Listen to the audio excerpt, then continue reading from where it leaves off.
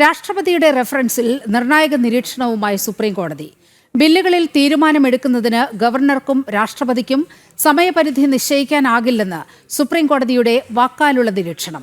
സമയപരിധി നിശ്ചയിക്കുന്നത് ഭരണഘടനാ ഭേദഗതി കോടതി നടത്തുന്നതിന് തുല്യമാകുമെന്നും കോടതി. വിവരങ്ങളുമായി ജിഷ്ണു കൃഷ്ണൻ ചേരുന്നു. ജിഷ്ണു, എന്തെല്ലാം നിരീക്ഷണങ്ങളാണ് രാഷ്ട്രപതിയുടെ റഫറൻസ് കേസിൽ സുപ്രീം കോടതി നടത്തിയിരിക്കുന്നത്?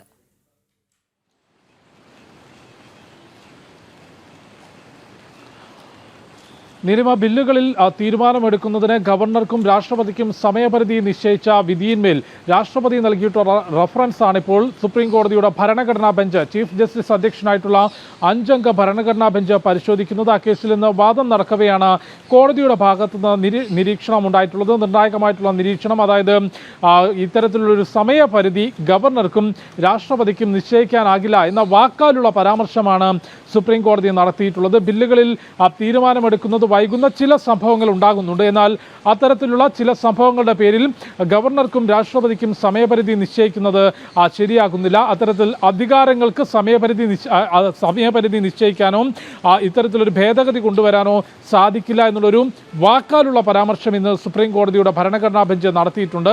ബില്ലുകളിൽ സമയമെടുക്കുന്നതിന് ഒരു പരിധിക്കപ്പുറത്തേക്ക് വൈകുകയാണെങ്കിൽ കോടതിയെ സമീപിക്കാം. അതല്ലാതെ ഇത്തരത്തിൽ ചില സംഭവങ്ങളുടെ മാത്രം പേരിൽ ഗവർണർക്കും രാഷ്ട്രപതിക്കും സമയപരിധി നിശ്ചയിക്കാനാകില്ല എന്ന നിരീക്ഷണമാണ് സുപ്രീം കോടതി നടത്തിയിട്ടുള്ളത്. കേസിൽ ഭരണഘടനാ ബെഞ്ചിന് മുൻപിൽ വരും ദിവസങ്ങളിലും വാദം തുടരും. അതായത് ബില്ലുകളിൽ തീരുമാനമെടുക്കാൻ വൈകുന്നത് ചോദ്യം ചെയ്തുകൊണ്ട് തമിഴ്നാട് നൽകിയിട്ടുള്ള ഹർജിയിന്മേലായിരുന്നു ഗവർണർക്കും രാഷ്ട്രപതിക്കും സമയപരിധി നിശ്ചയിച്ചത്. പിന്നീട് രാഷ്ട്രപതി ഭരണഘടന നിശ്ചയിക്കാത്ത സമയപരിധി കോടതി വിധിയിലൂടെ ഗവർണർക്കും രാഷ്ട്രപതിക്കും നിശ്ചയിക്കാൻ സാധിക്കുമോ എന്നതുൾപ്പെടെ 14 ചോദ്യങ്ങൾ ഉൾപ്പെടുത്തിയാണ് റഫറൻസ് നൽകിയത്. വാദം കോടതിയിൽ പുരോഗമിക്കുകയാണ്.